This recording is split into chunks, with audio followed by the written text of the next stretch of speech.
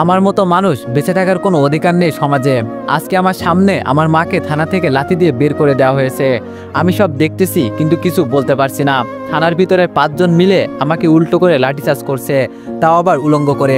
আসলেই ভাই, গরিবের কোনো দুনিয়া নাই। আমাদের পরিবার বলতে আমার মা আর ছোট বোন, একটা মাত্র বোন। বোনের বয়স মাত্র 8 বছর। এত কিছু বোঝে না। বোনের বয়স যখন 4 মাস তখন বাবা মারা যায়, আর তখন থেকে সংসারের হাল আমি ধরি। এই একটা দোকানে কাজ করি আর থাকি বস্তিতে। এর জন্যই আমি মাকে সবসময় বলি, আম্মু, গরিবের কোনো জীবন আছে? আর আম্মু তখন আমাকে একটা কথাই উত্তর দেয়, মানুষ ছোট থেকে বড় হয়, বড় থেকে কখনো ছোট হয় দেখছোস? আমারও অনেক আশা আছে তোকে নিয়ে, অনেক বড় কিছু করবি। ভালো কোনো ভার্সিটিতে চান্স পেতাম, কিন্তু টাকার কারণে পরীক্ষা দিতে পারি নাই। কাছেই একটা সরকারি ভার্সিটিতে, ওইখানে ভর্তি হয়ে গেছি। কোনো মতে পড়াশোনাটা চালাই আম্মুর কারণে। আম্মু না থাকলে হয়তো পড়াশোনা করতাম না। তো আজকে সকালে দোকানে যাচ্ছি। আম্মু প্রতিদিন আমাকে একটা কথাই বলে, বাবা, কাজ করতে যাবি যা, কিন্তু কারোর সাথে ঝগড়া করবি না। আমি বললাম, আরে কি যে বলো না আম্মু, আমি কারোর সাথে ঝগড়া করি বলো? আম্মু বলল, তাও বাবা, এই শহরের মানুষগুলো ভালো না। আমি বললাম, জানি আম্মু, তোমাকে বলতে হবে না। মিলি কই, আমার ছোট বোন? আম্মু বলল, ঘরে বসে দেখ কি করছে, যত জিনিসপত্র আছে সব উল্টো করছে, আর কি করবে? আমি বললাম, থাক, ছোট মানুষ করতে দাও। আচ্ছা আম্মু, যাই, দেরি হয়ে যাচ্ছে। আম্মু বলল, আচ্ছা বাবা। কিছু দূর আসতে একটা মেয়ে বলল, স্যার, ওই লাল শার্ট পরা ছেলে আছে না, ওর মতোই দেখতে।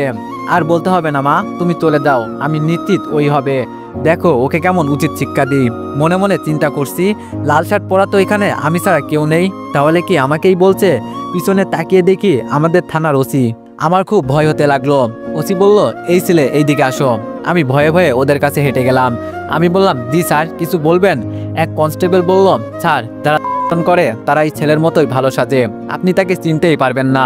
আমি বললাম, কি বলছেন মানে? ওসি বলল, কালকে তুই কইছিলি। আমি বললাম, জি, কেন? আমি আমার বাড়িতে। ওসি বলল, এখন কোথায় যাচ্ছ? আমি বললাম, কাজ করতে। ওসি বলল, কি কাজ করো? আমি বললাম, জি, দোকানে কাজ করি। ওসি বলল, কালকে যাও নাই কেন? আমি বললাম, জি, কালকে অসুস্থ ছিলাম স্যার, এই জন্য যাই নাই। পাশে থাকা ছেলেটা বলল, বেশ স্যার, সব প্রমাণ হয়ে গেছে। আর কে করবে? ছেলেটাই মেয়েটাকে ধর্ষণ করেছে, আর মেয়েটা তো নিজেই দেখিয়ে দিয়ে গেছে। আমি বললাম, কি বলছেন আপনারা, এইসব মাথা খারাপ? আমি আবার কাকে ধর্ষণ করব? জীবনে কোনো মেয়েকে ছুঁয়ে পর্যন্ত দেখি নাই। ওসি বলল, যারা করে তারা ঠিক তোর মতোই কথা বলে। ওই, একে গাড়িতে তোল, এভাবে স্বীকার করবে না। আমি বললাম, স্যার, আমার কথাটা তো একটু শুনবেন। ওসি বলল, আচ্ছা তাহলে এখন স্বীকার করে ফেল যে কালকে মেয়েটাকে তুই ধর্ষণ করছস, তাহলে শাস্তি কম দেওয়ার চেষ্টা করব। আমি বললাম, বলছি তো আমি কিছুই করি নাই। একটু পর পর কি বলছেন আর কাকে ধর্ষণ করব আমি? ওসি বলল, তোর সাহস তো কম নয়, এক তো আমার কথার উত্তর দিচ্ছিস না, আবার আমার মুখে মুখে কথা বলছিস। এই, একে জেলে ভরে লাঠিচার্জ করে সব বের কর। আপনাকে বলতে হবে না, দেখেন সব কিভাবে স্বীকার করে। আমি বললাম, প্লিজ স্যার, আমার কথাটা তো একটু শুনুন। কেউ আমার কোনো কথা শোনে না। হাজতে ভরে 5 জন মিলে আমাকে লাঠিচার্জ করছে। দেখো, এখনো সময় আছে, বলে ফেল যে মেয়েটাকে কিভাবে ধর্ষণ করলি। আমি বললাম, বলছি তো আমি মেয়েটাকেই চিনি না, আবার ধর্ষণ করবো কিভাবে? ও তাই নাকি? তোরা তো একটু জোরে বলল। স্যার, ও মুখ থেকে কোনো কথাই বের করছে না। ওসি বলল, উল্টা করে উলঙ্গ করে পিটাও, তাহলে সব বলে দিবে। আমাকেও তাই করছে, শুধু চিৎকার করছি, আর কিছু বলতে পারছি না। এখনো সময় আছে, বলে দে। আমি বললাম, আমি করি নাই, তবে রে ইচ্ছা মতো মারতে লাগলো। হঠাৎ বাড়ি থেকে আম্মুর আওয়াজ শুনতে পারছি। আম্মু কান্না করতে করতে বলল, কি কারণে আমার ছেলেকে এভাবে মারছেন? ওসি বলল, আপনার ছেলে করেছে একটা মেয়েকে। আম্মু বলল, কি বলছেন আপনারা? মাথা খারাপ হয়েছে? আমার ছেলে মোটেই এমনটা করতে পারে না। ওসি বলল, ও তাই নাকি? মেয়েটা নিজেই আপনার ছেলেকে দেখিয়ে বলেছে। আম্মু বলল, মেয়েটা হয়তো ভুল দেখেছে। ওসি বলল, আমাদের দেশে নাকি বিচার হয় না, আমি থাকতে হবে, এখন এখান থেকে চলে যান। আম্মু বলল, আপনার পায়ে পড়ি, আমার ছেলেকে ছেড়ে দেন। ওসি বলল, একটা গোপন কথা কি জানেন? জেলের ভিতরে মেয়েদেরকে আমি করি, তাই বলছি আপনি এখান থেকে চলে যান, নয়তো বলা যায় না, আপনার উপরেও আমার নজর পড়তে পারে। আম্মু বলল, ছি ছি ছি, থানার ওসি এত খারাপ? ওসি বলল, খারাপের দেখেছেন কি? বলেই আম্মুকে লাথি দিয়ে বের করে দিল। আম্মু কান্না করতে করতে চলে যাচ্ছে। বিশ্বাস করেন ভাই, এই কাহিনী দেখে আমার শরীরের ভিতর আগুন জ্বলছে। মনটা চাইছে সব কয়টাকে হত্যা করি, কিন্তু পারছি না। হঠাৎ একটা মেয়ে তার বাবাকে নিয়ে এসে বলল, স্যার, কাকে ধরে নিয়ে আনছেন? ওসি বলল, তুমি চিন্তা করিও না, ওই দেখো ছেলেটাকে মেরে কি অবস্থা করে ফেলেছে। মেয়েটা বলল, কিন্তু স্যার, ও তো আমার সাথে কিছুই করে নাই। ওসি বলল, মানে কি বলছো? মেয়েটা বলল, জি স্যার, যে আমাকে করেছে ওর নাম রনি, আর রাস্তায় মেয়েদের নিয়ে ঘুরছে। রনি নামটা শুনেই বুঝে গেছি ওর কোনো বিচার হবে না। হাসির কোনো বিচার হয় না। ওর বাবার টাকার অভাব নাই, আর রনি যাকে পারে তাকে মারে, আর তো কোনো কথাই নাই। ওসি বলল ছেলেকে নিয়ে আসো তো। আমাকে কাপড় পরিয়ে বাইরে নিয়ে আসলো। হাঁটার শক্তিটুকু আমার শরীরে নাই, কিভাবে বাড়িতে যাব তাই চিন্তা করছি। মেয়েটা বলল সরি আমার জন্য আপনাকে আজকে আমি একটা হাসি দিয়ে স্যার আমি করেছি, গরিবের কোনো বিচার নাই। জানি স্যার, বলতে হবে না। একটা হেল্প করবেন, আমাকে শুধু বাড়িতে দিয়ে আসবেন। ওসি বলল কনস্টেবল যাও ওকে বাড়িতে দিয়ে আসো। মেয়েটা বলল স্যার যে আমাকে করেছে তাকে ধরবেন না। ওসি বলল আরে যাও মা, তুমি চিন্তা করিও না, আমি সব দেখে নিব। মেয়েটা বলল কিন্তু স্যার ও তো জেলের বাইরে ঘোরাঘুরি করছে। ওসি বলল তো কি হয়েছে, যাও বলছি, শোনা যায় না কানে। মেয়েটা বলল কিন্তু স্যার। ওসি বলল বলছি তো যেতে। ভয়ে মেয়েটা চলে গেল। আমি মনে মনে হাসতেছি, জানি ওর কোনো বিচার হবে না। পুলিশকে যে টাকা দিতে পারবে পুলিশ তার পক্ষেই কথা বলবে, এজন্য পুলিশকে আমি ঘৃণা করি। আর আজকে আমার সাথে যা হয়েছে এরপর থেকে তো পুলিশকে দুচোখেও দেখার ইচ্ছা করবে না। পুলিশ আমাকে বাড়ির সামনে নামিয়ে দিয়ে চলে গেল। কোনো মতে বাড়ির ভিতরে গেলাম। আম্মু আমাকে দেখে জড়িয়ে ধরে কান্না করছে। আম্মু বলল বাবা ওসির কথা কি সত্যি? আমি বললাম অন্যায় করে বড় লোকেরা আর শাস্তি পায় গরিবেরা। আম্মু বলল বাবা আমাদের এত টাকা নাই, নাইলে আজকে আর তোর এই অবস্থা হতো না। আমি বললাম বাদ দাও আম্মু, এমনিই ভালো হয়ে যাবে। আর যেই মেয়েটা হয়েছে ছেলেটা ছিল রনি। আম্মু বলল ওদের তো কোনো বিচার হবে না, রনিকে সবাই চিনে। আমি বললাম কেন, আমাকেই তো মারছে, ওর আবার কি করবে? মিলি বলল ভাইয়া তোমার কি হয়েছে? আমি বললাম না রে বোন, কিছু হয় নাই, এই তো রাস্তা দিয়ে হাঁটতে গিয়ে পড়ে গেছি। মিলি বলল দেখে শুনে হাঁটবা না তুমি, বোকা ছেলে। আমি বললাম লক্ষ্মী বোন আমার। আম্মু বলল এখানে শুয়ে থাক কিছুক্ষণ, তাহলে ভালো লাগবে। আমি বললাম আচ্ছা আম্মু। আম্মু চলে যাওয়ার পর আমার গার্লফ্রেন্ডকে কল দিলাম। গরিবের আবার গার্লফ্রেন্ড, তাই তো চিন্তা করছেন। আসলে বড়লোক বাবার একমাত্র মেয়ে, খুব কেয়ারিং করে আমাকে, এর জন্য ওকে আমি ভালোবাসি। কিন্তু আমি জানি ওর সাথে আমার কখনোই যায় না, আর কখনো মিলনও হবে না। আর ওর বাসা আমার বাসা থেকে 10 টাকা ভাড়া। সুমাইয়া বলল কি করো তুমি? আমি বললাম এই তো শুয়ে আছি, তুমি কি করো? সুমাইয়া বলল এই তো বান্ধবীদের সাথে বসে কথা বলছি। আমি বললাম ও আচ্ছা। সুমাইয়া বলল কাজে যাওনি আজকে? আমি বললাম গিয়েছিলাম, একটু সমস্যার জন্য চলে আইছি। সুমাইয়ার বান্ধবী ফোনের ভিতরে ওকে জানি কি বলছে, তবে হালকা করে শুনতে পারছি। সুমাইয়া এটা তো বয়ফ্রেন্ড, ইস রে আমাদের ভাগ দিবি না? সুমাইয়া বলল আস্তে কথা বল, ও শুনতে পারবে। আমি বললাম খুব বিজি নাকি? সুমাইয়া বলল তোমার জন্য তো আমি সবসময় ফ্রি যান, কিন্তু তোমার কণ্ঠ এমন শোনাচ্ছে কেন? আমি বললাম একটু অসুস্থ হয়ে গেছি। সুমাইয়া বলল ঠিক মতো ওষুধ খাবা, আর তোমার বিকাশে আমি টাকা পাঠিয়ে দিচ্ছি, ওষুধ কিনে খাবা। আমি বললাম এই টাকা লাগবে না, আমার কাছে টাকা আছে। সুমাইয়া বলল জানি আমি, বলতে হবে না।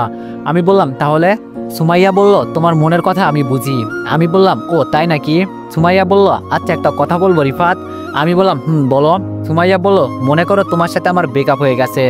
আমি বললাম কি বলছো তুমি, তোমাকে ছাড়া থাকতে পারবো বলো আমি? সুমাইয়া বললাম আরে পাগল, মনে করতে বলছি। আমি বললাম তাও পারবো না। সুমাইয়া বলল মনে করতে বলছি তো প্লিজ বাবু। আমি বললাম আচ্ছা মনে করলাম, এখন বলো। সুমাইয়া বলল আমি যে তোমাকে এত টাকা দিচ্ছি, এই টাকার বিনিময়ে কি দিবা আমাকে? আমি বললাম তোমার টাকা তো সব খরচ করে ফেলেছি, তাই দিতে পারবো না, তবে তুমি যা বলবে তাই করব, এছাড়া উপায় থাকবে না। সুমাইয়া বলল মনে থাকে জানো। আমি বললাম কি? সুমাইয়া বলল কিছু না, বাদ দাও, এইসব হিসাব তুমি বুঝবা না, খুব শীঘ্রই তোমার সাথে দেখা হবে, তবে সেটা খুব স্পেশাল ভাবে। আমি বললাম কি বলছো, কিছুই তো বুঝতে পারছি না। সুমাইয়া বলল খুব তাড়াতাড়ি বোঝা যাবে আশা করি। আমি বললাম কি জানি কি সব কথা বলো তুমি, আচ্ছা ফোন রাখি, মা আছে পাশে। সুমাইয়া বলল ওকে বেবি। ফোনটা রেখে দিলাম। হঠাৎ একটা মেসেজ আসলো 10,000 টাকার। আসলে সুমাইয়া আমাকে অনেক টাকা দিছে, এই পর্যন্ত যদি আমি নাও করি তাও দেয়।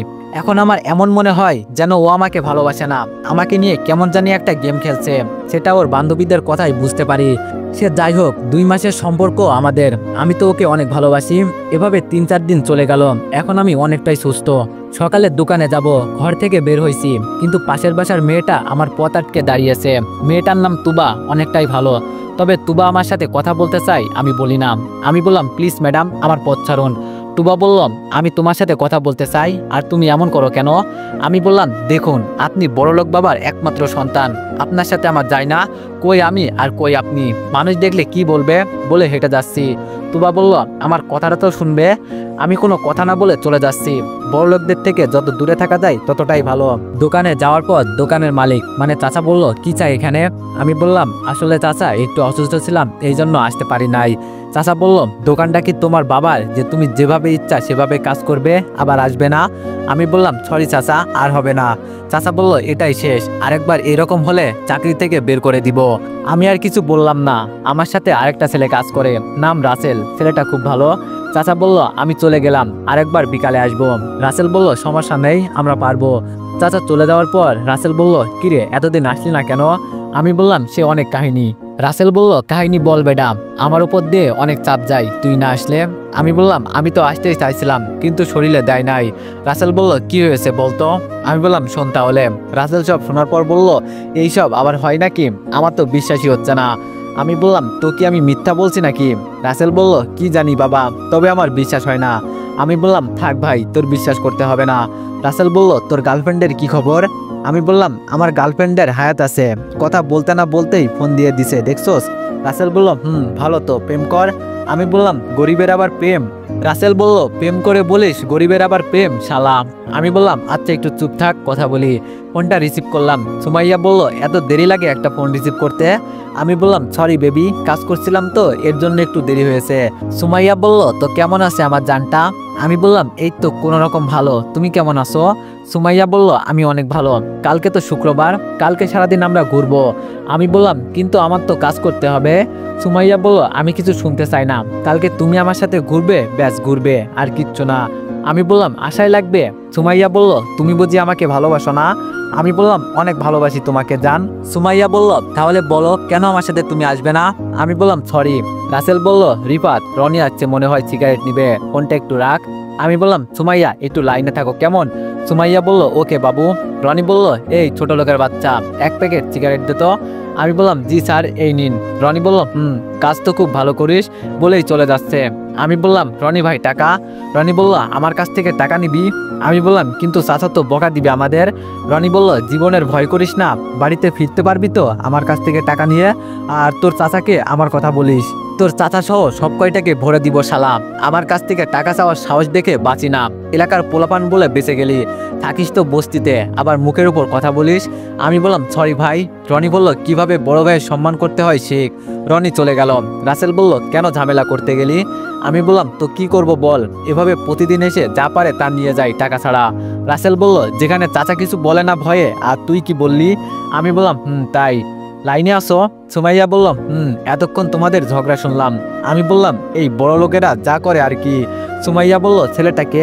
আমি বললাম, চৌধুরী সাহেবের একমাত্র ছেলে বানাইছে তো সন্ত্রাস, এই শালার জন্য কালকে আমাকে এটা বলে জিবে কামড় দিলাম, সুমাইয়াকে বলা যাবে না। সুমাইয়া বলল, কি হয়েছে? আমি বললাম, এই কিছু না। এই সুমাইয়া, আমার তো আর সহ্য হচ্ছে না, তোর বয়ফ্রেন্ডকে তাড়াতাড়ি নিয়ে আয় না। সুমাইয়া বলল, আরে একটু অপেক্ষা কর, তাহলেই তো সবাই মিলে এনজয় করতে পারবো। আমি বললাম, কি বলে তোমার বান্ধবী, আর এনজয় করবে মানে? সুমাইয়া বলল, আরে কিছু না, বলছি আমরা পিকনিকে যাব তো এর জন্য এনজয় হবে, অনেকেই কথা বলছে। আমি বললাম, ও তাই বলো, আচ্ছা তুমি কি সবসময় তোমার বান্ধবীদের সাথে থাকো? সুমাইয়া বলল, ওরাই তো আমার সবকিছু। আমি বললাম, আর আমি? সুমাইয়া বলল, তুমি তোমার বেঁচে থাকার ঔষধ। আমি বললাম, ও আচ্ছা তাই নাকি?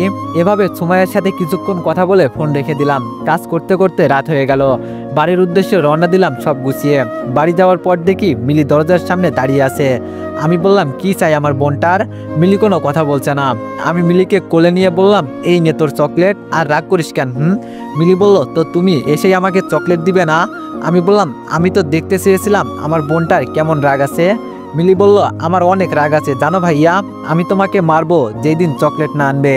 আমি বললাম, এই জন্যই তো ভয়ে তোর জন্য চকলেট নিয়ে আসি। মিলি বলল, দেখছো তুমি আমাকে কেমন ভয় পাও? আমি বললাম, অনেক ভয় পাই। এখন বল আম্মু কই? মিলি বলল, পাশের বাসায় গেছে। আম্মু বলল, কি রে বাবা, কখন আসলি? আমি বললাম, এই তো মাত্র আসলাম। আম্মু বলল, আচ্ছা বস, আমি খাবার দিচ্ছি। আমি বললাম, তোমাকে কেমন যেন টেনশনে লাগছে, আম্মু কোনো কিছু কি হয়েছে?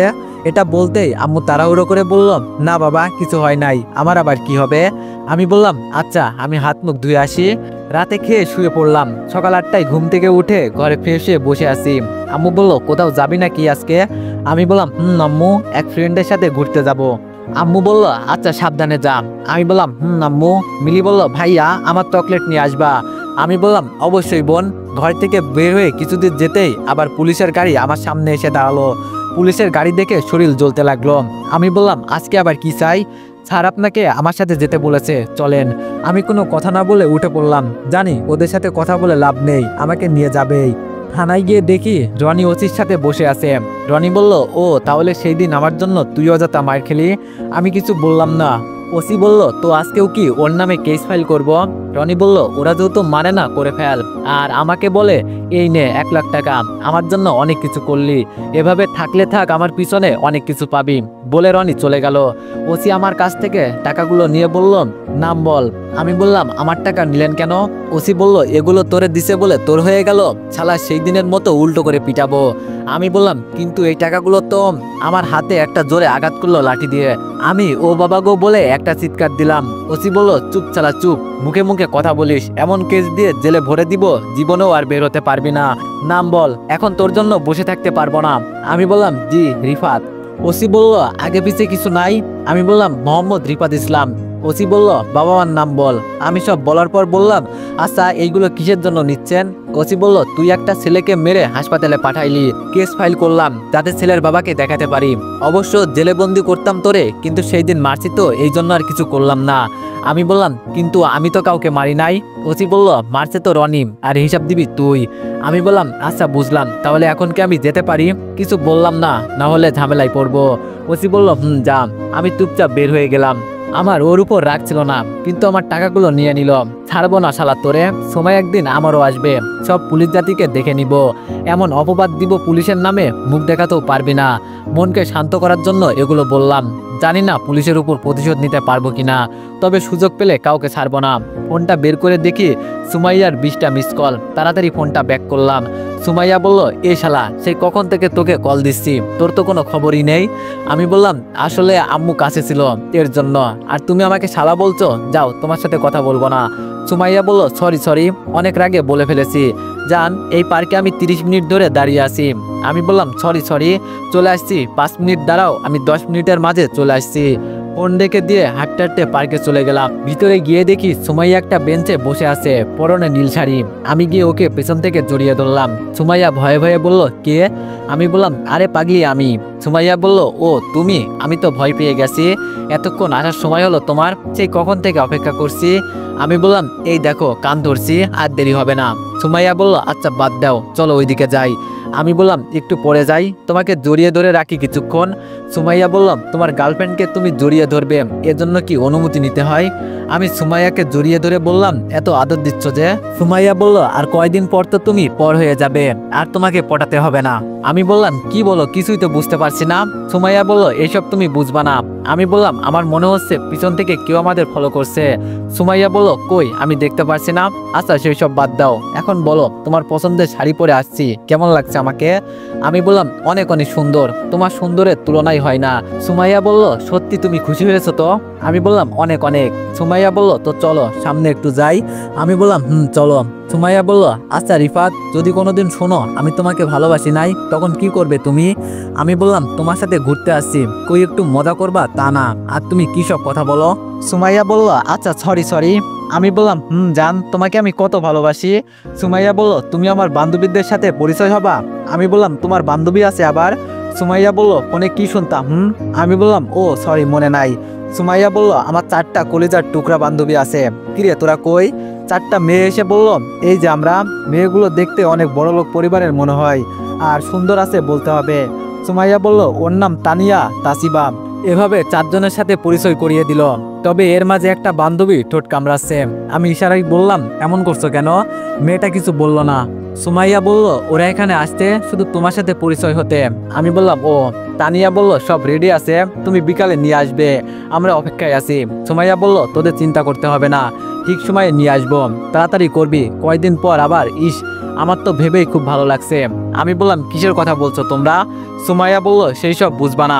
আচ্ছা তোরা তাহলে যা, হ্যাঁ। বাই, বিকালে দেখা হবে। সুমাইয়াকে নিয়ে বিকাল পর্যন্ত ঘুরলাম। টাকা খরচ করেছে সুমাইয়া, আমি শুধু ফ্রিতে ঘুরছি।